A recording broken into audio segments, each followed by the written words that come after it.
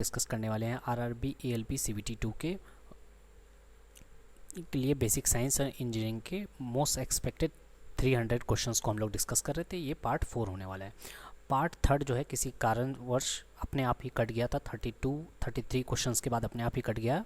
ठीक है, मैंने रिकॉर्ड तो पूरा किया था बट हुआ नहीं। ठीक है, तो ये 4th सेट होने वाला है। अगर टाइम बचता है तो मैं उसको भी कवर कर लूँगा, जो 20 क्वेश्चन उस सेट के छूटे हुए हैं। ठीक है, तो पहला क्वेश्चन है, in third class lever have fulcrum placed between the effort and load in between the effort and the fulcrum, effort placed between the load and the fulcrum, या none of the above। ठीक है, हाँ, तो मैंने जैसे कहा है आपको कि आप कॉपी लेकर के बैठिए, उसमें अपना आंसर टिक करते रहिए और देखिए कि लास्ट में 50 क्वेश्चन में आपके कितने सही होते हैं। ठीक है, तो थर्ड क्लास लीवर में क्या होता है, थर्ड क्लास लीवर में जो है इसका एक ट्रिक याद रखने का क्या है, FLE, यानी फर्स्ट क्लास में फलक्रम बीच में, सेकंड क्लास में लोड बीच में और थर्ड क्लास में एफर्ट बीच में। ठीक है, तो थर्ड क्लास के बारे में पूछा गया था तो ये हो जाएगा effort place between the load and the fulcrum. ठीक है, और एक बात कि हाँ, इस ट्रिक को याद रखना है आपको, FLE या फिर कोई तरीका से भी आप याद रख सकते हैं जिससे आपको आसान लगे। 1 horse power is equal to, 1 horse power किसके बराबर होता है, 786 वाट, 746 वाट, 764 वाट या 735 वाट। ठीक है, ये होता है 746 वाट, तो ये लगभग अप्रोक्सीमेटली होता है 745.7 वाट। ठीक है, तो अब इसको, क्योंकि ये बहुत पुराना क्वेश्चन हो चुका है, 1 हॉर्स पावर बराबर, ये 1 हॉर्स पावर या हॉर्स पावर होता क्या है, इस चीज़ को समझिए पहले। ठीक है, हॉर्स पावर का मतलब होता क्या है, इस चीज़ को समझना है हम लोग को, कि अगर 550 पाउंड का कोई चीज़ है, ठीक है, जिसका वज़न 550 पाउंड है, उसको अगर उठाना है, ठीक है, 1 फुट तक, ठीक है, 1 सेकंड के लिए, तो वो जो हमारा वर्क होगा वही होता है, ठीक है, वो जो वर्क करेंगे, वर्क पर यूनिट टाइम करेंगे, वही होता है हमारा हॉर्स पावर। ठीक है, पावर एक्चुअली क्या होता है, वर्क अपॉन टाइम होता है। ठीक है, तो वो 550 पाउंड्स को 1 फीट तक उठाने में 1 सेकंड में जितना हमको पावर लगेगा वही होता है हॉर्स पावर। ठीक है, आगे, 2 electric bulbs with rating 100 watt 220 volt are connected in series to a 220 volt supply, let us the power dissipation be W1, then the same bulb connected in parallel to the same supply, power be W2, तो W1 by W2 निकालना है हमको। ठीक है, तो ये बोला गया कि 2 बल्ब हैं जिसका रेटिंग है, जिसका दोनों बल्ब का रेटिंग है 100 वाट। ठीक है, जिसको 220 वोल्ट से हम लोग उसको कनेक्ट कर रहे हैं। अगर हम लोग मान लेते हैं कि पावर डिसिपेशन यानी कि पावर का जो खर्च हो रहा है W1, जब इन दोनों को सीरीज में लगाते हैं, ठीक है, लेकिन अगर इन्हीं दोनों बल्ब को पैरेलली लगाएं तो उस टाइम जो पावर डिसिपेशन होता है वो होता है W2। तो बताना है कि W1 बाई W2 का रेशियो क्या होगा। ठीक है, तो इसको निकालने के लिए सबसे पहले हम लोग को करना क्या होगा, सुनिएगा ध्यान से। ठीक है, हम लोग क्या जानते हैं, पावर जो होता है यहाँ, क्योंकि पावर दिया हुआ है 100 वाट का, तो पावर जो होता है V² अपॉन R होता है। ठीक है, यानी R के टर्म में अगर लिखें तो V² अपॉन P हो जाएगा। ठीक, तो सबसे पहले हम लोग को क्या निकालना पड़ेगा, रेजिस्टेंस निकालना पड़ेगा एक एक इसका। ठीक है, जो इलेक्ट्रिक बल्ब है उसमें जो रेजिस्टेंस है उसका निकालना पड़ेगा रेजिस्टेंस हम लोग को। ठीक है, तो सबसे पहले V² अपॉन R करके V² अपॉन P करके जो फॉर्मूला है उससे निकाले हम लोग रेजिस्टेंस, यानी एक एक रजिस्टर का रेजिस्टेंस आ गया 484। अब कह कि ये रहा है कि इन दोनों को अगर सीरीज में कनेक्ट करें तो सीरीज में हम लोग जानते हैं कि रेजिस्टेंस जो होता है वो जुड़ जाता है। ठीक है, यानी कि 448 अगर 2 बार हो तो ये हो जाएगा 968 सीरीज में। ठीक है, अब इसी का क्या है, हम लोग को पावर डिसिपेशन निकालना है, तो पावर क्या होता है, V² अपॉन R होता है। ठीक है, तो V जो है वो 200 ही रहेगा, लेकिन रेजिस्टेंस जो होगा वो रेजिस्टेंस इक्विवेलेंट निकालना होगा हम लोग को। ठीक है, क्योंकि R जो है वो रेजिस्टेंस जो है वो सीरीज का है, तो ये 50 वाट आ जाएगा। उसी तरह से पैरेलल कम्बिनेशन में क्या होता है, इक्विवेलेंट रेजिस्टेंस जो निकलता है, जो सिंगल का होता है उसका डिवाइडेड बाई 2 हो जाएगा, क्योंकि 2 पैरेलली कनेक्ट कर रहे हैं हम लोग। ठीक है, तो R इक्विवेलेंट रेजिस्टेंस इक्विवेलेंट 242 हो जाएगा। फिर से वही वाला फॉर्मूला, जो पावर डिसिपेशन की बात करेंगे हम लोग W2 V²/R होगा, लेकिन यहाँ पे R पैरेलल का होगा। पैरेलल का कितना था 242, ठीक है, या R इक्विवेलेंट जो बोले 242, ठीक है। तो W1/W2 करेंगे तो ये आ जाएगा 0.25, ठीक है। इंपॉर्टेंट क्वेश्चंस में से ये एक क्वेश्चन है, ठीक है। तो ये जाएगा 0.25। The air we breathe exist in dot dot layer, exosphere, mesosphere, troposphere या स्ट्रेटोस्फीयर।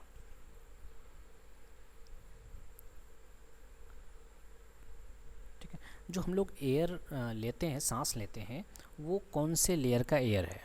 एक्सोस्फीयर का है, मेसोस्फीयर का है, ट्रोपोस्फीयर या स्ट्रेटोस्फीयर, ठीक है।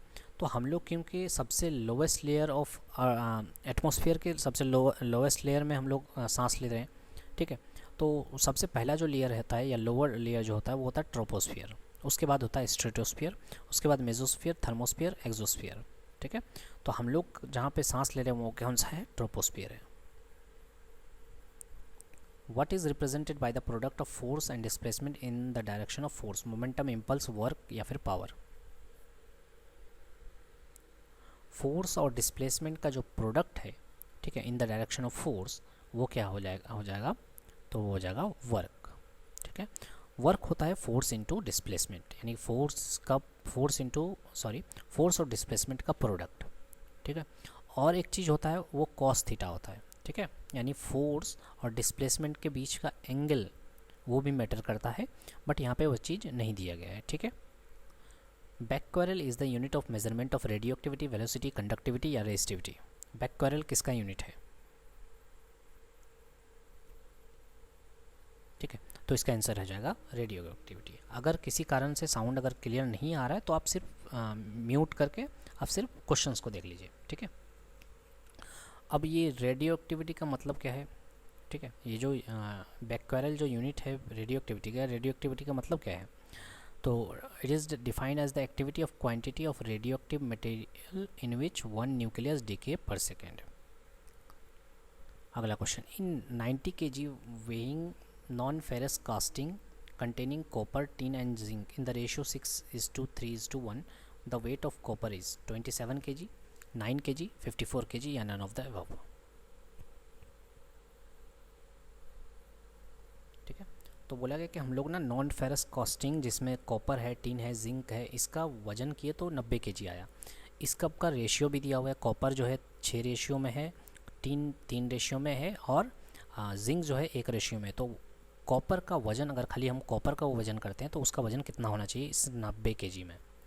ठीक है, तो सिंपल सा ये मैथ के क्वेश्चंस अगर आप किए हैं, ठीक है, तो हम लोग कैसे लिखते हैं कि कॉपर, क्योंकि हमको पूछा गया वेट ऑफ कॉपर, तो कॉपर के लिए हम लोग को लिखना पड़ेगा कॉपर का रेशियो कितना है 6 डिवाइडेड बटे सम ऑफ रेशियो यानी 6 + 3 + 1 इंटू 90 kg। तो यहाँ से सॉल्व करेंगे तो आ जाएगा हमारा 54 kg। ठीक है, the exact value of RF on an isometric scale. RF यानी रिप्रेजेंटेटिव फैक्टर जो होता है उसका एग्जैक्ट वैल्यू आइसोमेट्रिक स्केल पे कितना होगा। ठीक है, तो इसका आंसर होगा 2/3 पर पावर 1/2। ठीक है, यानी अंडर रूट 2/3 होगा। तो ये आएगा कहाँ से, ये पहले समझिए। रिप्रेजेंटेटिव फैक्टर जो होता है वो क्या होता है, सुनिएगा। आइसोमेट्रिक लेंथ बटे ट्रू लेंथ, यानी एक्चुअल लेंथ नीचे में, और ये हो जाएगा आइसोमेट्रिक लेंथ, क्योंकि यहाँ पे आइसोमेट्रिक स्केल की बात कर रहे हैं। ठीक है, तो आइसोमेट्रिक लेंथ की बात करते हैं यहाँ पे, तो एंगल कितना बनेगा cos 45, और ट्रू लेंथ जो है या एक्चुअल लेंथ जो है वो आएगा cos 30 डिग्री। ठीक है, तो इसका जब वैल्यू पुट करेंगे तो रिप्रेजेंटेटिव फैक्टर जो आएगा वो आएगा 2/3। ठीक है, इसको समझ लीजिए कि रिप्रेजेंटेटिव फैक्टर होता क्या है कि हम लोग जो ड्रॉ कर रहे हैं, जो लेंथ ड्राइंग में ले रहे हैं, डिवाइडेड बटे एक्चुअल लेंथ कितना था, ये होता है आपका रिप्रेजेंटेटिव फैक्टर। ठीक है, क्योंकि सुनिएगा ध्यान से, क्योंकि बहुत बार ऐसा होता है कि आप जो ड्राइंग है पूरा का पूरा, माने जो आप एक्चुअल लेंथ है इसका, मान लेते हैं घड़ी बना रहे हैं या किसी कोई चीज़ को भी, तो उसको प्रॉपर रेशियो में हम लोग क्या करते हैं, इसमें ड्रॉ करते हैं, कॉपी में ड्रॉ करते हैं। ठीक है, या ड्राइंग में ड्रॉ करते हैं। ठीक है, तो इसमें क्या रिप्रेजेंटेटिव फैक्टर का मतलब ये है कि ड्राइंग का लेंथ क्या है और एक्चुअल लेंथ क्या था, इन दोनों का रेशियो होता है। ठीक है, तो रिप्रेजेंटेटिव फैक्टर से और भी क्वेश्चन है, आगे देखेंगे हम लोग। If 5 ampere current flows through a copper wire, how many electrons will pass through the cross section of the wire in 1 second? 2.4 into 10⁻16, 31.2 into 10⁻18, 6.24 into 10⁻18, 6.67 into 10⁻18। ठीक है, तो ये बोला गया कि 5 एम्पियर का करंट है जो कि कॉपर वायर से जा रहा है, तो कितने इलेक्ट्रॉन्स जो है इस क्रॉस सेक्शन से पास करेंगे 1 सेकंड में। ठीक है, कितने इलेक्ट्रॉन्स पूछा गया, यानी नंबर ऑफ इलेक्ट्रॉन्स पूछा गया। हम लोग क्या जानते हैं कि सबसे पहले जो जाते हैं आई बराबर, यानी करंट जो होता है Q/T के बराबर होता है, यानी Q=IT होता है। और Q जो होता है यानी चार्ज जो होता है वो number of electrons into charge of electrons के बराबर होता है। ठीक है, और बटे में टाइम दिया हुआ है 1 सेकंड। ठीक है, तो नंबर ऑफ इलेक्ट्रॉन्स पूछा है, हमारे पास करंट दिया हुआ है 5 एम्पियर। ठीक है, इलेक्ट्रॉन्स पे जो चार्ज होता है वो होता है 1.6 इंटू 10⁻−19 कूलम। ठीक है, याद रखना है इसको। उसके बाद अगर यहाँ से n का वैल्यू निकालेंगे तो 3.125 इंटू 10⁻19 आएगा, लेकिन यहाँ पे तो कहीं पे 10⁻19 है ही नहीं, तो इसका मतलब पॉइंट को इधर पीछे करना पड़ेगा इसको, तो यह हो जाएगा 31.25 into 10⁻18। As inductance of a coil is doubled and frequency of sinusoidal supply voltage is halved, what happened to the inductive reactance? Inductive reactance पे क्या असर पड़ेगा?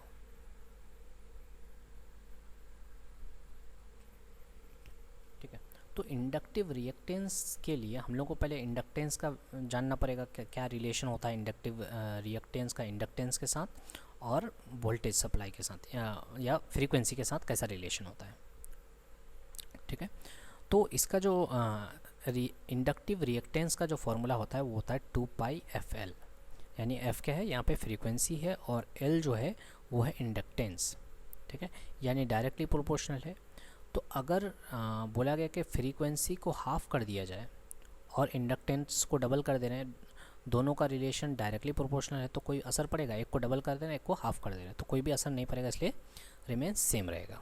ठीक है, तो ये फॉर्मूला याद रखना है आपको। इंडक्टिव रिएक्टेंस का होता है 2π फ्रीक्वेंसी इंटू ये हो जाए inductance. Ice block are covered with sawdust because, ice block को सॉडस्ट से क्यों कवर किया जाता है?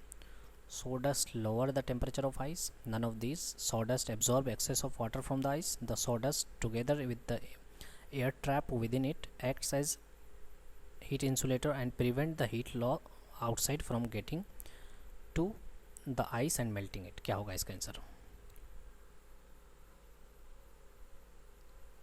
ठीक है, तो एक्चुअली आइस ब्लॉक्स को सॉडस्ट से इसलिए कवर किया जाता है क्योंकि सॉडस्ट मतलब क्या होता है, लकड़ी का टुकड़ा। ठीक है, तो लकड़ी का टुकड़ा आप कहीं पे भी रखिएगा तो उसके बीच में क्या होगा, मतलब लकड़ी का बहुत छोटा छोटा टुकड़ा है, तो उसके अंदर क्या होता है, गैप होता है।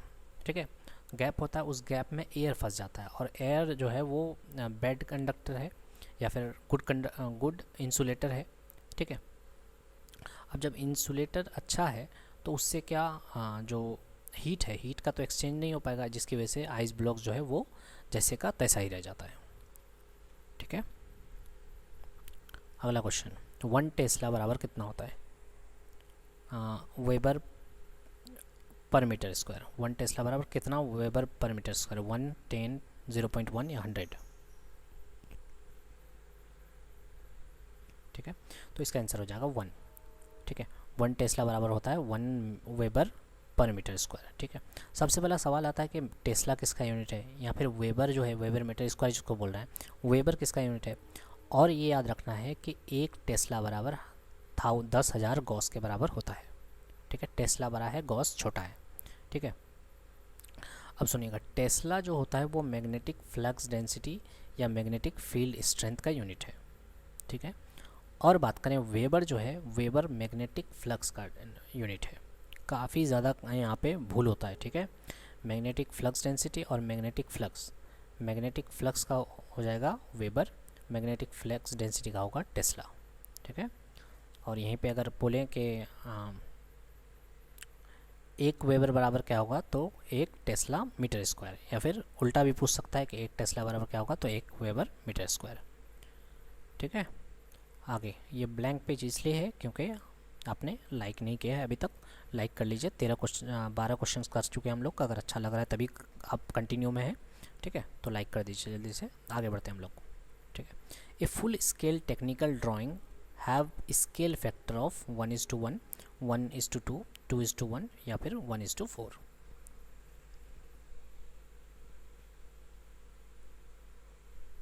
तो फुल स्केल जो टेक्निकल ड्राइंग है या फुल स्केल जो ड्राइंग होता है, इसका मतलब जितना एक्चुअल साइज है उतने में ही आप क्या कर रहे हैं, ड्राइंग कर रहे हैं। ठीक है, उसको बोलते हैं फुल स्केल ड्राइंग। जो ऑब्जेक्ट का साइज है वही ड्राइंग का साइज है। ठीक, और रिड्यूसिंग स्केल का मतलब क्या होता है कि ड्राइंग जो है वो छोटा है एक्चुअल ऑब्जेक्ट से। जनरली यही होता है कि एक्चुअल जो ऑब्जेक्ट है उससे ड्राइंग छोटा ही होता है, हम लोग जो ड्राइंग बनाते हैं उससे। ठीक है, तो रिड्यूसिंग स्केल आपको ये याद रखना है कि रिड्यूसिंग स्केल में देखें, अब ये कन्फ्यूजन ये होगा कि 1:2 हो रहा है कि 2:1 होगा। ठीक है, तो जैसा नाम है उसको पहले देते हैं। ठीक है, जैसे रिड्यूसिंग स्केल मतलब क्या है कि हम लोग जो ड्राइंग की बात कर रहे हैं, ठीक है, या ड्राइंग में जो ड्रॉ कर रहे हैं उसको पहले लेते हैं। ठीक है, तो अगर ड्राइंग छोटा है एक्चुअल ऑब्जेक्ट से तो उसको रिड्यूसिंग स्केल बोलेंगे और उसका वैल्यू हो जाएगा 1:2। ठीक है, यहाँ पे ऑप्शंस अगर कन्फ्यूज किए तो गया आपका फिर। ठीक है, उसी तरह से इनलार्जिंग स्केल में क्या होगा, ड्राइंग बड़ा हो रहा है एक्चुअल ऑब्जेक्ट से। ठीक है, तो ये हो जाएगा 2:1। ठीक है, कन्फ्यूज हो सकते हैं इनलार्जिंग और रिड्यूसिंग में। ठीक है, रिड्यूसिंग में मतलब पहले किसका आ रहा है, ड्राइंग का ही नाम आ रहा है पहले। तो ड्राइंग अगर छोटा है तो वो हो जाएगा रिड्यूसिंग, यहीं पे ड्राइंग अगर बड़ा है तो वो हो जाएगा enlarging. The major source of noise pollution worldwide is due to office equipment, transport system, sugar, textile, paper industries, oil refineries या फिर thermal power plant. ठीक है, नॉइस पोल्यूशन का one of the major sources जो है अभी तो वो होता है ट्रांसपोर्ट सिस्टम। ठीक है, अलग अलग तरह के व्हीकल्स जो हैं, जैसे व्हीकल्स है, ट्रेन्स है, प्लेन्स है, ये सबसे ज़्यादा नॉइस क्रिएट करते हैं। ठीक है, which of the following instrument is use to measure humidity of air, hypsometer, hygrometer, pycnometer या हाइड्रोमीटर। ठीक है, तो ह्यूमिडिटी ऑफ एयर अगर मेज़र करना है तो हम लोग मेज़र करते हैं हाइग्रोमीटर से। ठीक है, मैंने एयर में कितना ह्यूमिड है वो मेज़र करते हैं हम लोग हाइग्रोमीटर से। बात करें हाइड्रोमीटर से,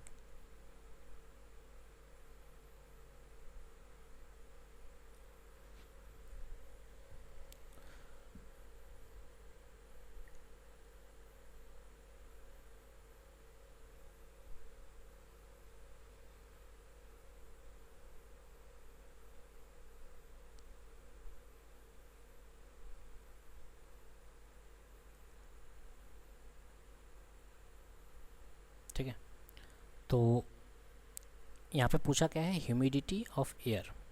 ठीक है, तो ये हाइग्रोमीटर आंसर होगा। ठीक, यहाँ पे मैंने गलत कर दिया है कि अगर हाइड्रोमीटर होता तो हाइड्रोमीटर मेज़र करता स्पेसिफिक ग्रेविटी। ठीक है, ये वाला जो एक्स्ट्रा पार्ट है इसको यहाँ पे हाइड्रोमीटर में देना था हमको।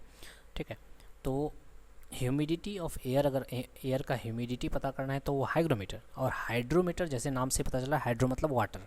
ठीक है, यानी कि उसका स्पेसिफिक डेंसिटी का पता करना है अगर, या फिर स्पेसिफिक ग्रेविटी पता करना है तो वो होता है हाइड्रोमीटर। ठीक है, तो ये वाला गलत, यहाँ गलत जगह पर प्लेस हो गया है, ये वाला हाइड्रोमीटर के सामने होगा। ठीक है, बाकी आंसर से ठीक है। Which of the following is an example of an active sensor used in remote sensing. ठीक है, रडार, सैटेलाइट फोटोग्राफी, रेडियोमीटर या charge coupled devices.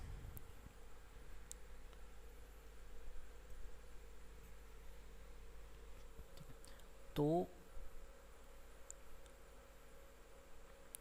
Active sensor जो है, रिमोट सेंसिंग में जो एक्टिव सेंसर यूज़ किया जाता है वो है रडार। ठीक है, रडार का फुल फॉर्म याद रखिएगा, रेडियो डिटेक्शन एंड रेंजिंग। ये एक्टिव सेंसर है जो कि रिमोट सेंसिंग में यूज़ किया जाता है। अगला question, in a wheel and axle the diameter of wheel is 20 centimetre and that of axle is 10 centimetre, find the velocity ratio. 1 2 3 और 4, क्या होगा इसका आंसर?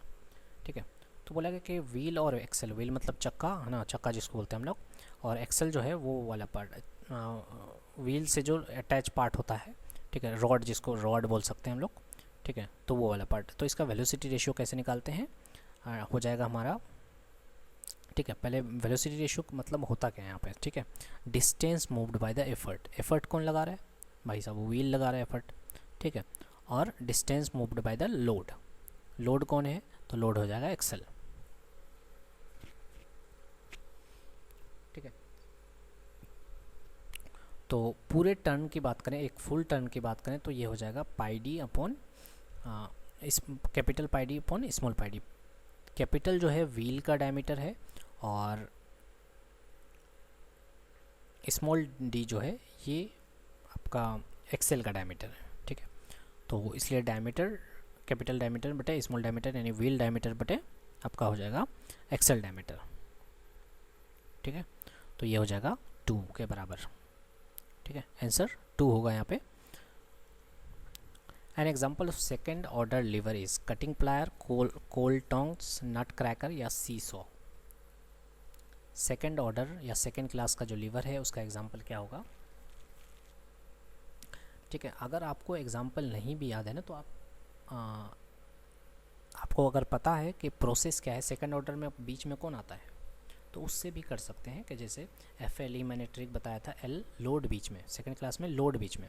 तो अब ये इसमें देखिए इन तीनों चारों में से किस में लोड बीच में आ रहा है, ठीक है, तो ये हो जाएगा नट क्रैकर। नट क्रैकर में लोड जो है वो बीच में आता है, ठीक। बात करें कटिंग प्लायर्स की, तो कटिंग प्लायर ये फर्स्ट ऑर्डर लीवर है जिसमें फलक्रम बीच में आता है। और कोयला का जो टॉन्ज वगैरह है कोयला, तो इसमें क्या होता है, एफर्ट बीच में आ रहा है, हम लोग जो एफर्ट लगाते हैं वो बीच में लगाते हैं, ठीक है। तो ये थर्ड क्लास का लीवर है, ठीक। और सीसो की बात करें, सीसो जो जिसमें बच्चे लोग खेलते हैं वो भी फर्स्ट ऑर्डर लीवर या फर्स्ट क्लास लीवर है। What is the approximate range of Audible frequencies for human ear? Human ear के लिए ऑडिबल फ्रीक्वेंसीज कितना होता है? ठीक है, तो ये होता है 20 हर्ज से लेकर के 20 किलो हर्ज। अगर इस बीच में फ्रीक्वेंसी रहा तो हम लोग सुन पाएंगे, नहीं तो नहीं सुन पाते हम लोग, ठीक है। जब इससे ज़्यादा भी हो जाएगा तो नहीं सुन पाएंगे, जिसको अल्ट्रासोनिक बोलते हैं। इससे कम भी हो जाएगा तो हम लोग नहीं सुन पाएंगे, जिसको इंफ्रासोनिक बोलते हैं। When a point is above horizontal plane and behind vertical plane, the point is resting in which quadrant? First quadrant, second quadrant या थर्ड क्वाड्रेंट या फोर्थ क्वाड्रेंट, ठीक है। आपका अगर इमेजिनिंग पावर ठीक ठाक है तो आप ये क्वेश्चन आसानी से कर सकते हैं, ठीक है। हॉरिजेंटल प्लेन मतलब क्या हुआ कि मान लेते हैं एक आप ऐसा समझ लीजिए कि हॉरिजेंटल प्लेन मतलब एक बेड है, वो हॉरिजेंटल प्लेन है, ठीक है। और बेड के नीचे आप एक ऐसा कर दीजिए, बेड के नीचे आप उसके बेड के परपेंडिकुलर एक लाइन खड़ा कर दीजिए। लाइन बोले तो आप ऐसा कीजिए, बेड के परपेंडिकुलर एक कोई बॉक्स वगैरह खड़ा कर लीजिए, ठीक है। अब देखिए, ठीक है, परपेंडिकुलरली होना चाहिए, लेकिन अब बोला गया कि कोई एक पॉइंट है जो हॉरिजेंटल प्लेन के यानी कि बेड के ऊपर तो है, बट वो जो परपेंडिकुलर हम लोग खड़ा किए थे वर्टिकल प्लेन उसके बिहाइंड में, ठीक है। और हम लोग जानते हैं कि हम लोग जो है वो 4 क्वाड्रेंट में बांटते हैं, ठीक है। तो कौन से क्वाड्रेंट में वो लाई करेगा, first quadrant, second quadrant, third quadrant या फोर्थ क्वाड्रेंट, ठीक है। तो ये हो जाएगा सेकंड क्वाड्रेंट, ठीक है। जस्ट इमेजिन कीजिए, आप आसानी से ये क्वेश्चन तक पहुंच सकते हैं आसानी से, ठीक है। अगला, which one of the following is not used for construction ecological pyramid? Fresh weight, dry weight, number of individuals या rate of energy flow? Ecological pyramids को कंस्ट्रक्ट करने के लिए इनमें से किसका यूज़ नहीं करते हम लोग, ठीक है। तो ये हो जाएगा फ्रेश वेट। फ्रेश वेट में क्या होता है एक्चुअली में, इसमें वाटर कंटेंट होता है। अब वाटर कंटेंट है तो वो तो वक्त के साथ साथ वो इवापोरेट होते रहेगा, तो इसलिए इसको जो है इकोलॉजिकल पैरामिड में इसको कंपेयर नहीं करते हैं, नहीं रखते हैं, है ना। ड्राई वेट को रखते हैं, नंबर ऑफ़ इंडिविजुअल्स भी देखते हैं और रेट ऑफ एनर्जी फ्लो भी देखते हैं, ठीक है। अगला question, bats are able to fly in the dark without hitting obstacle because they can see very clearly only in darkness. They produce ultrasonic wave which protect them from colliding. Their eyes are sensitive to dark. Their eyes holes expand in dark. क्या होगा इसका answer?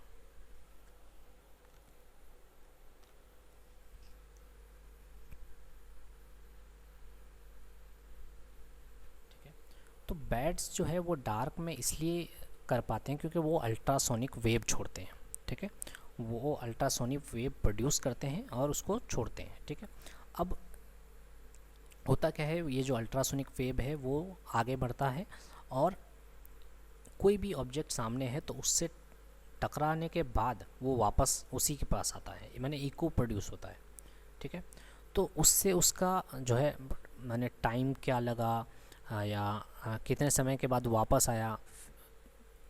ठीक है, तो इससे वो जो है बैट जो है एनालाइज कर लेता है कि कोई भी चीज़ जो है जिससे वो टकरा करके वापस आया साउंड, वो कितनी दूर में है, एग्जैक्ट मैप उसके सामने आ जाता है, जिसकी वजह से वो बिना देखे भी फ्लाई कर सकता है। ठीक है, तो ये चीज़ बोला गया। और एक चीज़ ये है कि बैट्स जो है ना वो हाई फ्रीक्वेंसी साउंड को हेयर कर सकता है जो कि 20 किलो हर्ट्ज से ज़्यादा हो, यानी कि अल्ट्रासोनिक वेव्स को वो सुन सकता है, जबकि हम लोग नहीं सुन सकते। The ideal mechanical advantage of a wheel and axle is equal to radius of wheel divided by the radius of axle, radius of axle divided by the radius of wheel, radius of wheel divided by the length of axle, length of axle by radius of wheel. Ideal mechanical advantage wheel and axle का क्या किसके बराबर होगा?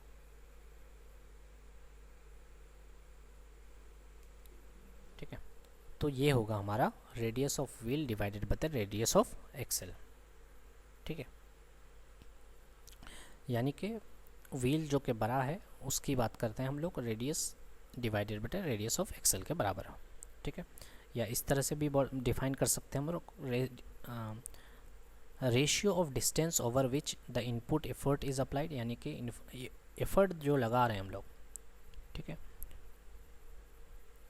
वो कितने distance से लगा रहे हैं, डिवाइडेड बटे distance over which the output load moves, यानी आउटपुट जो है वो कितना डिस्टेंस मूव कर गया।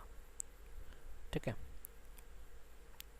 इन a screw jack a pitch is 0.25 centimeter and the length of the lever is 15 centimeter. If the weight of 6 tons is lifted by a force of 51 kg right angle to the lever, find the mechanical advantage and velocity ratio of the jack. पाई का value 3.14 लेने के लिए बोला है। ठीक है, तो कैसे निकालेंगे हम लोग?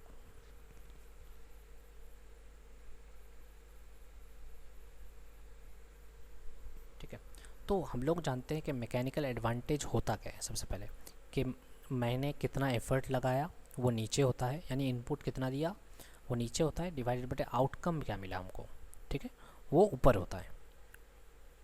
ठीक है, तो या ये भी बोल सकते हैं कि मैंने एफर्ट कितना लगाया वो नीचे जाएगा और ऊपर में क्या रहेगा कि लोड कितना था। ठीक है, तो लोड ऊपर, एफर्ट नीचे। लोड जो है वो 6 टन का है।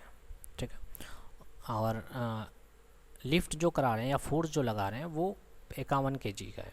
ठीक है, तो 6 टन और केजी तो नहीं हो सकता है, दोनों को यूनिट सेम करना पड़ेगा, तो हम लोग दोनों को केजी में कन्वर्ट कर दिए, तो इसका वैल्यू आ जाएगा हमारा 117 के आसपास। ठीक है, उसके बाद बात करें वेलोसिटी रेशियो की बात करें तो क्या होता है कि distance moved by effort divided बटे distance moved by the load, जो कि पिच है यहाँ पे। ठीक है, तो डिस्टेंस जो मूव करेगा एफर्ट एक पूरा कंप्लीट रेवोल्यूशन पे, ठीक है, वो हो जाएगा 2πl, ठीक, डिवाइडेड बटे पी। और पी क्या है, पिच क्या है, 2 पाई का वैल्यू 3.14 क्वेश्चन में ही दिया हुआ था। उसके बाद एल जो है, ठीक है, एल बोला है लेंथ ऑफ लीवर, ठीक है, वो है 15 सेंटीमीटर, और बाकी पिच दिया हुआ है। यहाँ से सॉल्व करके हम लोग ये निकालेंगे तो 376.8 आ जाएगा। ठीक है, which of the following exhibit bio magnification, इनमें से कौन सा है जो कि बायो मैग्निफिकेशन करता है। ठीक है,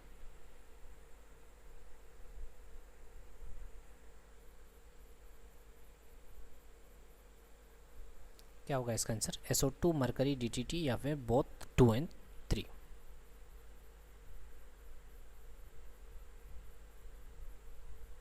ठीक है, तो इसका आंसर हो जाएगा बोथ 2 and 3। ठीक है, बायोमैग्निफिकेशन का मतलब क्या है? 2 and 3 का मतलब क्या है कि बायोमैग्निफिकेशन जो है ये इसका मतलब होता है progressive increase in the concentration of toxicant, यानी कि टॉक्सिक सब्सटेंस जो है वो उसका चीज़ अगर उसका जो है अगर इंक्रीमेंट होगा तो इसकी चीज़ को बोलते हैं बायोमैग्निफिकेशन। और उस लिस्ट में कौन कौन आता है? मरकरी और DDT का भी आता है। सुनिएगा ध्यान से, क्योंकि ये नॉन बायोडिग्रेडेबल होता है और फैट सोल्यूबल भी होता है, जिसकी वजह से अगर छोटा छोटा चीज़ इसको खाता है, ठीक है, तो वो ईजिली मेटाबॉलाइज नहीं होता है। ठीक है, और उसको फिर कोई बड़ा लेवल का कोई प्रेडेटर्स उसको फिर कंज्यूम कर लेता है, तो ये और आगे बढ़ते जाता है। ठीक है, तो इसी चीज़ को बोलते हैं बायोमैग्निफिकेशन। तो ये मरकरी भी है और DDT भी है। The efficiency of lifting machine is 60%. The effort moves through 3 meter while the load moves 12 centimeter. What is its mechanical advantage? Mechanical advantage क्या होगा? ठीक है, तो हम लोग जानते हैं कि इफ़िशियंसी जो होता है वो होता है मैकेनिकल एडवांटेज बटे वेलोसिटी रेशियो। ठीक है, तो मैकेनिकल एडवांटेज यहाँ से पूछा गया है, तो सबसे पहले वेलोसिटी रेशियो की बात करते हैं। तो ये रेशियो क्या होता है? वेलोसिटी रेशियो क्या होता है? Distance moved by the effort divided upon distance moved by the load. ठीक है, यानी एफर्ट के द्वारा कितना डिस्टेंस तय किया गया और लोड के द्वारा कितना डिस्टेंस ट्रेवल किया गया। ठीक है, तो यहाँ पे आप यूनिट के साथ खेल दिया गया था। 3 मीटर दिया हुआ था और यहाँ पे सेंटीमीटर, दोनों को एक यूनिट में बदलेंगे हम लोग। ठीक है, तो ये आ जाएगा 25। अब जो एफिशिएंसी दिया हुआ है 60%, 60% को क्या लिखेंगे हम लोग? 0.60। अगर 40% रहता तो 0.40 लिखते या फिर 0.4 लिखते। तो इसको जब मल्टीप्लाई करेंगे तो हम लोग आ जाएगा मैकेनिकल एफिशिएंसी 15 आ जाएगा। If an octagon is circumscribed around the perimeter of circle, which of the following statement is true? ठीक है, तो बोला गया कि एक सर्कल में हम लोग ऑक्टागन को इंस्क्राइब कर रहे हैं। ठीक है, तो जो सर्कल का पेरीमीटर है उस पर हम लोग ऑक्टागन को इंस्क्राइब कर रहे हैं, तो इनमें से कौन सा स्टेटमेंट सही है? The diameter of circle is equal to across the corner of the measurement. The radius of circle is equal to the across the flats measurement. The diameter of circle is equal to cross the flat measurement. The radius of circle is equal to across the corner measurement. क्या होगा इसका answer?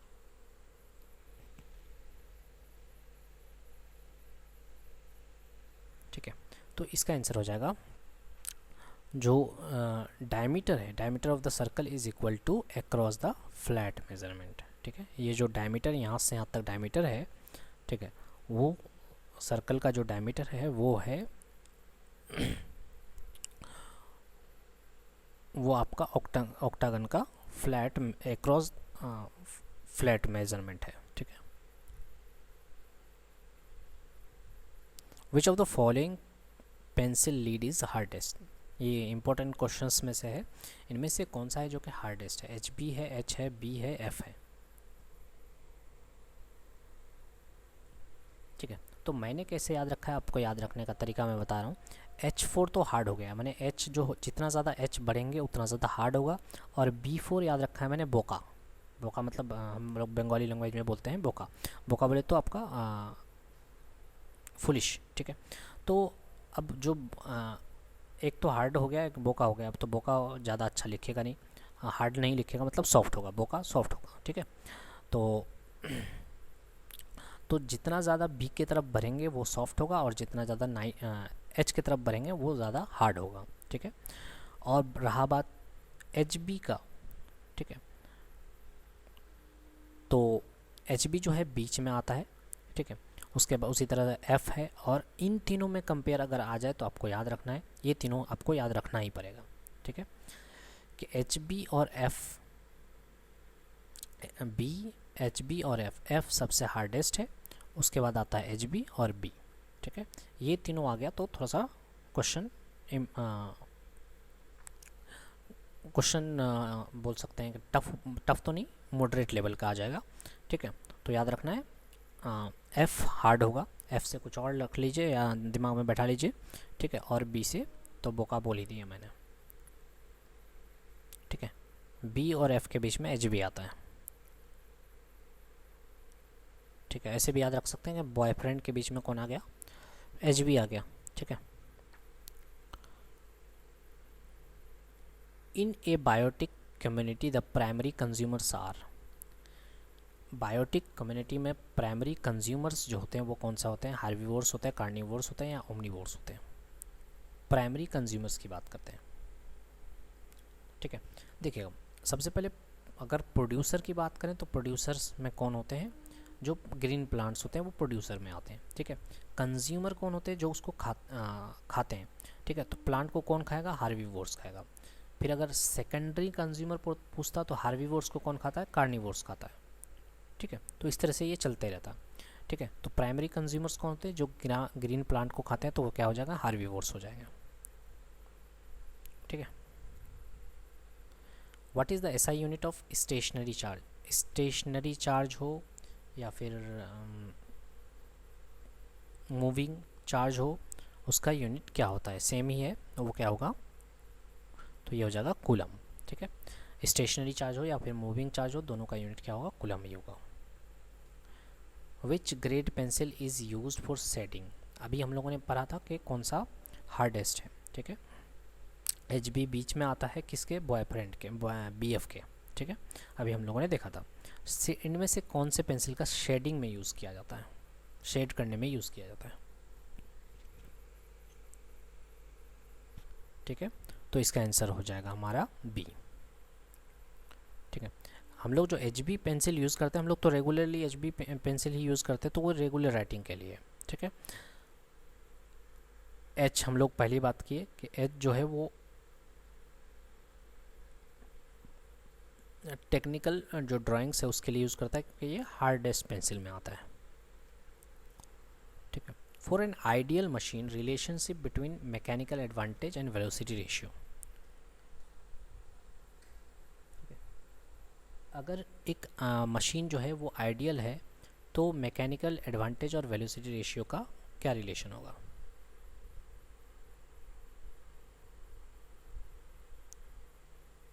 ठीक है। तो कोई भी machine जब ideal होता है ना, इसका मतलब ये है कि उसका इफ़िशियंसी 100% है, ठीक है। 100% इफ़िशियंसी का अभी हम लोगों ने रिलेशन पढ़ा था, इफ़िशियंसी बराबर होता है mechanical advantage upon velocity ratio. तो इफ़िशियंसी जब 100% होगा तो मैकेनिकल एडवांटेज और वेलोसिटी रेशियो बराबर हो जाएगा, ठीक है।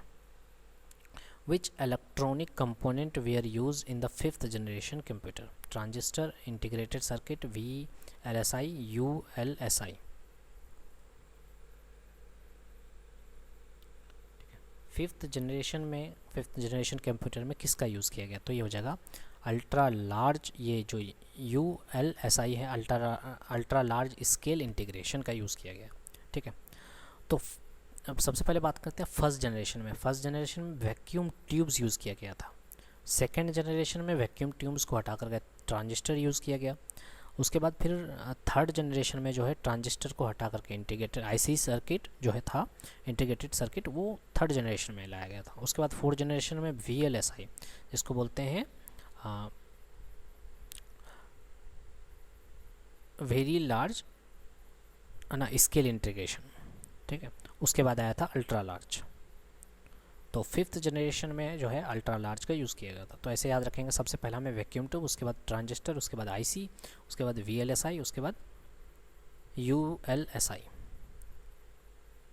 Which of the following chemicals cause water pollution, इनमें से कौन सा है जिसकी वजह से वाटर पोल्यूशन होगा, ठीक है। तो इसका आंसर हो जाएगा ऑल ऑफ द अबव। तो वाटर पोल्यूशन आर्सेनिक, कॉपर और जिंक तीनों की वजह से होता है, ठीक है। जैसे आर्सेनिक की बात करें तो ये रॉक वगैरह में पाए जाते हैं, ठीक है। हम लोग जितने भी वाटर हैं, ठीक है, उसमें आर्सेनिक, कॉपर, जिंक मिलना कोई बुरी बात नहीं है, ठीक है, थोड़ा बहुत चलता है। लेकिन जब ये चीज़ एक्सेस हो जाता है तब जाके वाटर के लिए हानिकारक बन जाता है। Which of the following statement is correct regarding the velocity and speed of a moving body, velocity of a moving body is always higher than its speed of a moving body is always higher than its velocity. Speed of a moving body is its velocity in a given direction. Velocity of a moving body is its speed in a given direction. क्या होगा इसका answer?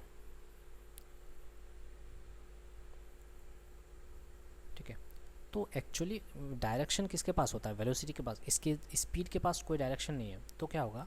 Velocity of a moving body is its speed. Velocity जो होता है वो उसका speed ही है, लेकिन एक गिवन डायरेक्शन में। तो इसका इसलिए आंसर क्या होगा? डी हो जाएगा इसका answer.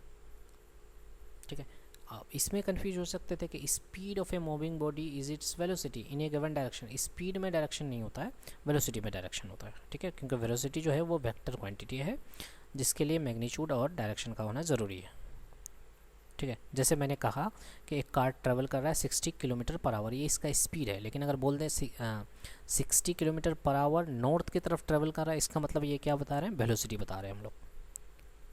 Heat energy of an object is, heat energy किसके बराबर होता है? The average energy of A molecule of the object, the total energy of the molecule of the object, the average velocity of the molecule of the object, the average potential energy of the molecule of the object. ठीक है, तो heat energy जो होता है वो total energy of the molecule of the object के बराबर होता है। ठीक है, हीट एनर्जी किस चीज़ को रिप्रेजेंट करता है? उसका इंटरनल काइनेटिक एनर्जी है।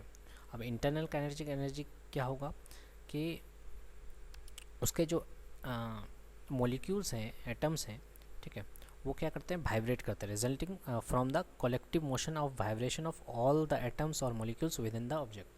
ऑब्जेक्ट के अंदर जितने भी एटम्स या मॉलिक्यूल्स हैं, उसकी वजह से उसके पास क्या होता है? एनर्जी होता है। और ये क्या है? उसका एक्सटेंसिव प्रॉपर्टी है।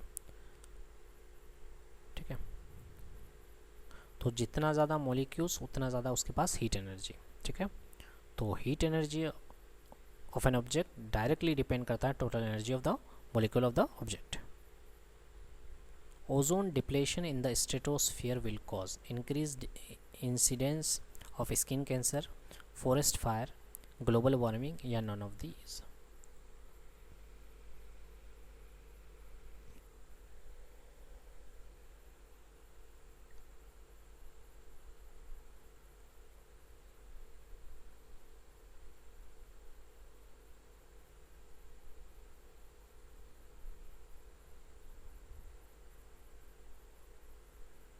ठीक है, तो अगर ओजोन डिप्लेशन अगर घट रहा हो, ठीक है, ओजोन अगर डिप्लेट हो रहा हो, तो इसका मतलब क्या होगा कि स्ट्रेटोस्फियर में जो है हम लोग क्योंकि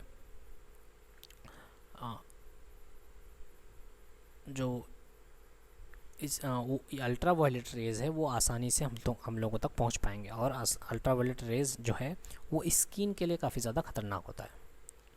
ठीक है, आगे सुनिए, तो यही हो जाएगा। According to Ohm's law what is voltage equal to? Voltage का मतलब वोल्टेज किसके बराबर होता है? तो V equal to I R. Simple सा हम लोग जानते हैं कि ओम्स लॉ कहता है कि जो करंट होगा किसी भी कंडक्टर में वो डायरेक्टली प्रोपोर्शनल होता है वोल्टेज के, यानी current directly proportional to voltage, और जो है इन्वर्सली प्रोपोर्शनल होता है उसके रेजिस्टेंस के। ठीक है, तो इन दोनों को रिलेट करके निकालेंगे तो हम लोग आ जाएगा V equal to I R. Following statement is not true for plastic waste, produces toxic fumes when burned, can be use to make compost, it last long, all of the above. क्या होगा इसका answer? अब पूछा गया है कि plastic waste से related कौन सा इन्फॉर्मेशन गलत है, तो ये क्या हो जाएगा? Can be use to make compost. Compost का मतलब क्या होता है? एक तरह का मेन्योर बनाना, सार बनाना। ठीक है, तो क्योंकि जो प्लास्टिक है उसको माइक्रो बैक्टीरिया बोलिए या बैक्टीरिया जो है उसको कन्वर्ट नहीं कर पाता है, उसको तोड़ ही नहीं कर पाता, डिकम्पोज नहीं कर पाता। तो डिकम्पोज होता तो कंपोज बनता, बट यहाँ पे लिखा हुआ है can be use to make compost. जब प्लास्टिक को डिकम्पोज ही नहीं कर पाएंगे तो कंपोस्ट कैसे बनेगा? ठीक है, तो स्टेटमेंट क्या हो जाएगा? गलत हो जाएगा। बाकी प्लास्टिक को अगर जलाइएगा तो ये टॉक्सिक फ्यूम्स देगा आपको, और ये जल्दी डिकम्पोज नहीं होता है। ठीक है, तो ये दोनों तो सही बातें हैं, ये वाला गलत है। Which of the following is information retrieval service? Information retrieval service कौन सा, इंटरनेट है, वेब ब्राउज़र है, वर्ल्ड वाइड वेब है, या वेब सर्वर है?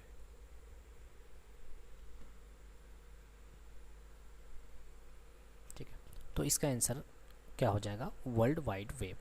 ठीक है, वर्ल्ड वाइड वेब में होता क्या है, यहाँ पे जो एक बहुत बड़ा कलेक्शन है लिंक पेज का एंड डॉक्यूमेंट्स का, जिससे हम लोग सर्च करते हैं या रीड करते हैं।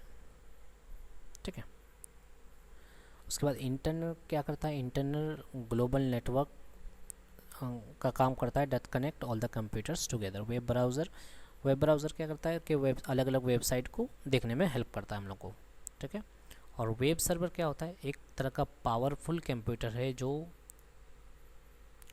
वेबसाइट के फाइल्स को स्टोर करता है, सेंड करता है, ठीक है, यूज़र्स तक। Green house effect is caused by, green house effect किसकी वजह से होता है, ग्रीन प्लांट की वजह से, इंफ्रारेड रेज की वजह से, अल्ट्रावायलेट रेज की वजह से, या एक्स रेज की वजह से? ठीक है, ये नेगेटिव करने का चांसेस है। ठीक है, ये क्वेश्चन जो है आप नेगेटिव कर सकते हैं। ठीक है, मारिए, आप आंसर मारिए पहले, उसके बाद मैं बताता हूँ क्या सही आंसर क्या होगा।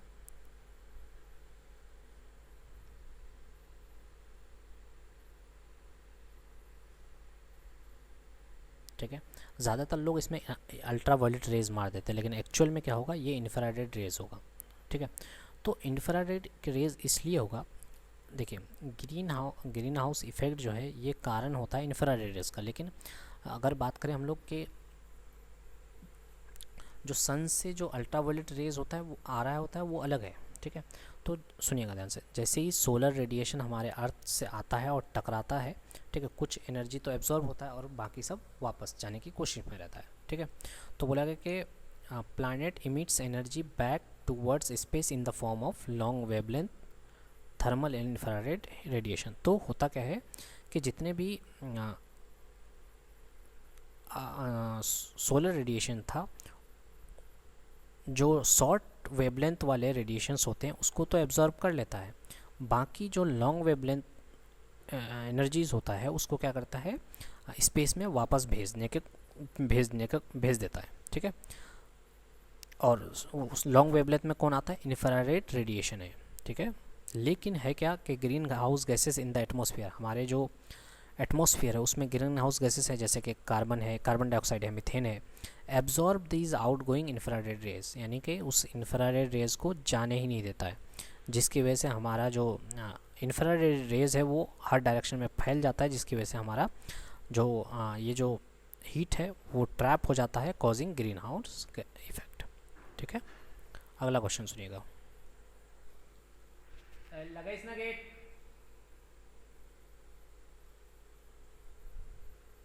The unit of energy in MKS system, MKS system में एनर्जी का यूनिट क्या है, वोल्ट है, अर्ग है, ओम है, जूल है? क्या होगा इसका आंसर?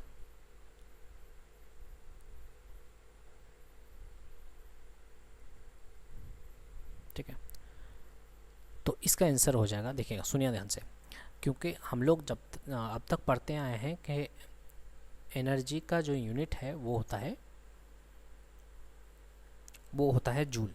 ठीक है, ऐसा यूनिट, लेकिन यहाँ पे घुमा दिया आपको। ठीक है, एमकेएस पूछ लिया है, एमकेएस को ही ऐसा यूनिट बोलते हैं। ठीक है, तो लोग गलती से क्या अर्ग मार के आ जाते हैं, जो कि सीजीएस यूनिट है। ठीक है, सेंटीमीटर ग्राम सेकंड जो यूनिट है उसका अर्ग है। ठीक है, एनर्जी का। तो इसलिए यहाँ पे जानबूझ के कंफ्यूज कराने के लिए एमकेएस दिया है, एसआई नहीं दिया। तो सिंपल सा अगर पूछता वो unit of energy in SI system, तो ये हो जाता जूल, लेकिन इसी चीज़ को घुमा के एमकेएस बोला गया है। ठीक है, तो ये क्या हो जाएगा, इसका आंसर भी जूल होगा। अगर सीजीएस में पूछता तो अर्ग होता। वोल्ट तो जानते हैं हम लोग, वोल्टेज का यूनिट होता है, और ओम जो है रेजिस्टेंस का यूनिट होता है। Which property of an object determine whether the object will float और सिंक इन द लिक्विड, किस चीज़ से हम लोग डिटरमाइन करेंगे कि कोई भी लिक्विड जो है, कोई जो लिक्विड में है कोई ऑब्जेक्ट, वो फ्लोट करेगा या डूब जाएगा? सरफेस एरिया पे डिपेंड करेगा, रिलेटिव डेंसिटी पे डिपेंड करेगा, या वॉल्यूम पे, या फिर मास पे?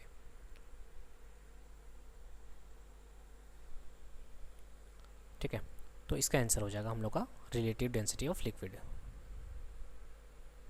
ठीक है। रिलेटिव डेंसिटी ऑफ लिक्विड का मतलब ये है कि एक ऑब्जेक्ट है, उसका एक ऑब्जेक्ट और जिस लिक्विड में वो ऑब्जेक्ट जा रहे हैं उसका डेंसिटी, ठीक है। तो अगर उस लिक्विड का डेंसिटी ज़्यादा है तो वो बॉडी जो है वो तैरेगा, लेकिन अगर उस लिक्विड का डेंसिटी कम है तो बॉडी क्या करेगा, डूब जाएगा, सिंक हो जाएगा। तो इसलिए रिलेटिव डेंसिटी ऑफ लिक्विड पे डिपेंड करेगा। Is defined as the temperature to which air would have to cool at constant pressure and constant water vapour content in order to reach saturation, ठीक है। तो ऐसे समझिए इसको, उसको क्या बोलेंगे एट द टेम्परेचर, उस टेम्परेचर को क्या बोलेंगे, to which air have to cool, माने एयर ठंडा होने लगता है in order to reach saturation, saturation में पहुंचने के लिए एयर जो है ठंडा होने लगता है at constant pressure and water vapour content, ठीक है। तो इसको बोलते हैं ड्यू पॉइंट टेम्परेचर। समझिए, ड्यू पॉइंट टेम्परेचर ऐसा टेम्परेचर है जहाँ पे एयर जो है पूरी तरह से ठंडा होता है। इसका मतलब क्या है, उसमें जितना भी नमी होता, जिसमें जितना क्योंकि हम लोग जानते हैं कि एयर में वाटर कंटेंट्स होता है, वाटर वेपर होता है, ठीक है। तो एयर जब ठंडा होगा, ठीक है, ठंडा होगा तो उससे क्या होगा, जितने भी वो वाटर को होल्ड करके रखा था वो निकल जाएगा, ठीक है। तो ऐसे पॉइंट में, जिसको ड्यू पॉइंट टेम्परेचर बोलते हैं, इसमें क्या होगा, कोई भी no longer water hold water in its gaseous phase, माने एयर के पास और कोई भी वाटर है ही नहीं, वो पूरी तरह से एयर ही है, ठीक है। तो ऐसे टेम्परेचर को हम लोग बोलते हैं ड्यू पॉइंट टेम्परेचर, ठीक है। यानी moisture begins to condense into liquid form droplets forming dew frost, माने जितना भी उसके साथ मॉइस्ट था एयर के साथ, वो या तो ड्रॉपलेट्स बन चुका है, ड्यू बन चुका है, फ्रॉस्ट बन चुका है या फॉग बन चुका है, और एयर जो है अभी प्योर तरह से एयर है, ठीक है। ऐसे टेम्परेचर को बोलते हैं due point temperature. In drawing sheet what is the standard line thickness of the border line, border line का थिकनेस कितना होता है ड्राइंग शीट में, ठीक है। तो ये होता है, ये रटने वाला ही क्वेश्चन है, 0.6 mm का, 0.6 mm और 0.60 mm। Virus stand for, virus का मतलब क्या होता है, वेरी क्योंकि सॉरी कंप्यूटर का क्वेश्चन है, तो कंप्यूटर में वायरस का मतलब क्या होता है, very important record user search verify interchange result until source vital information resource under seize very important resource under search.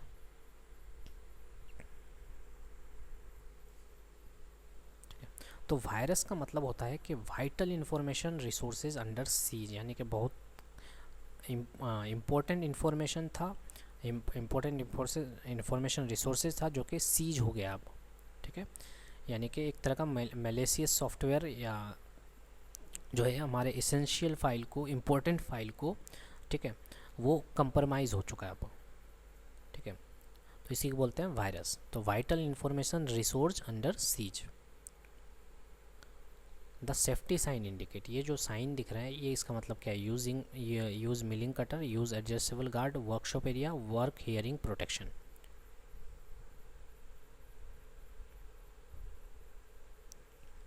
ठीक है। तो इसका आंसर हो जाएगा यूज़ एडजस्टेबल गार्ड, ठीक है। इसका मतलब है use adjustable guard. Which of the following refers to the extracting confidential information such as credit card number, username, password composed by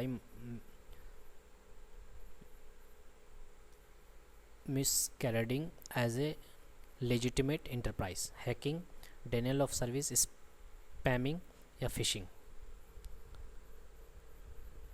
ठीक है। तो इसको क्या बोलेंगे कि अगर आपसे वो कॉन्फिडेंशियल इन्फॉर्मेशन ले रहा है, जैसे आपका क्रेडिट कार्ड नंबर है, उसका पासवर्ड है, ये अगर बहुत बार आपको कॉल भी आता होगा कि इस तरह का, ठीक है, जिसको हम लोग फ्रॉड कॉल भी बोलते हैं, तो इस तरह का जो फ्रॉड कॉल आता है उसको एक्चुअल में बोला क्या जाता है, ठीक है। तो उसको बोला जाता है फिशिंग, ठीक है। अब इसमें यहाँ पे बहुत लोग स्पैमिंग देख कर के स्पैमिंग मार देते हैं, लेकिन स्पैमिंग का मतलब क्या होता है, sending unwanted bulk message to many people, माने अनवांटेड मैसेजेस जो हैं बल्क में भेजे जा रहे हैं बहुत सारे लोगों को, उसको स्पैमिंग बोलते हैं, ठीक है। और फिशिंग का मतलब ये होता है कि कॉन्फिडेंशियल इन्फॉर्मेशन, जैसे क्रेडिट कार्ड नंबर है, मोबाइल नंबर है, एटीएम का पिन है, इस तरह का जो ये है तो उसको फिशिंग बोलते हैं। हैकिंग का मतलब क्या होता है, जो कंप्यूटर का सिस्टम है, नेटवर्क है, उसको बिना किसी परमिशन के ब्रेक कर देना, ठीक, उसको हैकिंग बोलते हैं। ठीक है। डिनायल ऑफ सर्विस का मतलब क्या होता है, flooding a system with traffic to make it crash और stop working.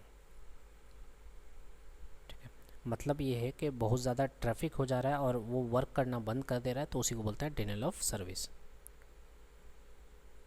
Network components are connected to the same cable in, तो ये जो क्वेश्चन है ये इंपॉर्टेंट में से है, स्टार, रिंग, बस या मेश टोपोलॉजी। ठीक है, जितने भी टोपोलॉजी हैं उसको आपको ध्यान से पढ़ लेना है एक बार। तो बोला गया कि इनमें से कौन सा नेटवर्क कंपोनेंट है जिसमें नेटवर्क कंपोनेंट्स जो है, सॉरी, इनमें से कौन सा टोपोलॉजी है जिसमें नेटवर्क कंपोनेंट्स जो होते हैं वो सेम केबल से कनेक्ट होते हैं, तो इसका आंसर हो जाएगा बस टोपोलॉजी। ठीक है, तो बाकी सब जैसे स्टार टोपोलॉजी में है, यहाँ पे each device link individually to a central hub, माने हर एक जो है डिवाइस जो है सेंट्रल हब से कनेक्ट किया हुआ रहता है। ठीक है, ये हुआ स्टार। रिंग में क्या होता है, एक क्लोज लूप बनता है, network component connect in A close loop circular pathway, नाम से ही पता चल रहा है रिंग वेगा। बस टोपोलॉजी में जैसे हम लोग बात किए कि every network node and a component connect directly to a single central cable. ठीक है, हर एक जो है वो सिंगल केबल से अटैच होता है। उसके बाद मेश टोपोलॉजी में क्या होता है, point two point interconnection with multiple other nodes. ठीक है, ये होता है मेश। तो आपको चारों को याद रख लेना है, हो सकता है कौन सा भाई आ सकता है एग्जाम में, तो इसका आंसर हो जाएगा बस। ठीक है, सेम केबल से कनेक्ट होते हैं। Area of A zero drawing sheet is 1 square metre. ठीक है, क्या होता है, हाँ डायरेक्ट आंसर मार दिया मैंने। ठीक है, कोई दिक्कत नहीं है, 1 स्क्वायर मीटर। तो ये 50 क्वेश्चन हम लोगों ने कंप्लीट किया, लेकिन पिछले सेट का जो कि वीडियो पूरा नहीं हो पाया था किसी कारणवश से, तो ठीक है उसको कंप्लीट करते हैं। उसमें शायद 33 या 34 ही क्वेश्चन कर पाए थे हम लोग, 50 नहीं कर पाए थे। ठीक है, तो ये सेट तो हम लोग का कंप्लीट हो गया, बाकी हम लोग चलते हैं आगे वाले ये वाले सेट पे। ठीक है, देखते हैं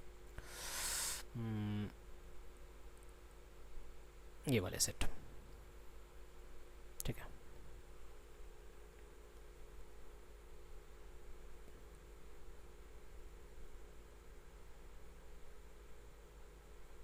ये तो हो गया, थोड़ा सा वेट कीजिए बस, आ जाएगा जल्दी।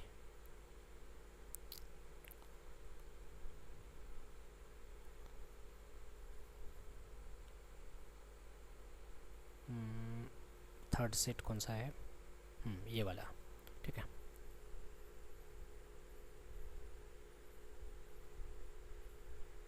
थोड़ा सा टाइम ले रहा है, कोई दिक्कत नहीं है, थोड़ा सा आ गया। थर्ड सेट में हम लोग कहाँ तक किए थे, 33 34 तक कर लिए थे। ठीक है, तो हम लोग देखते हैं।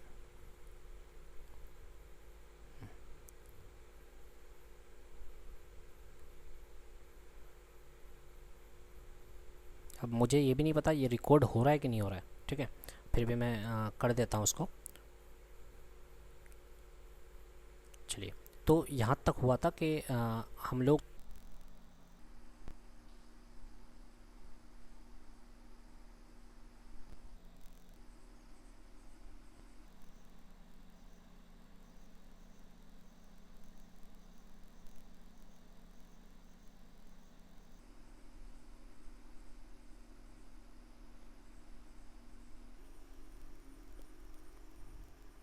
क्या हो गया भाई,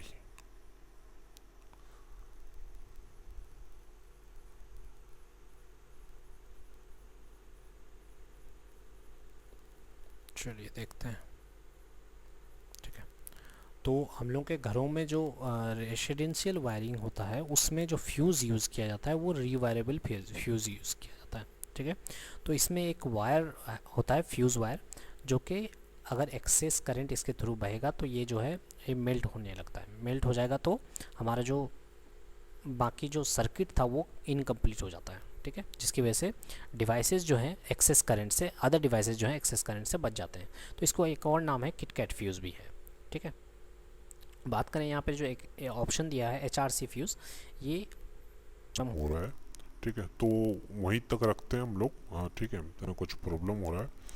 ठीक है।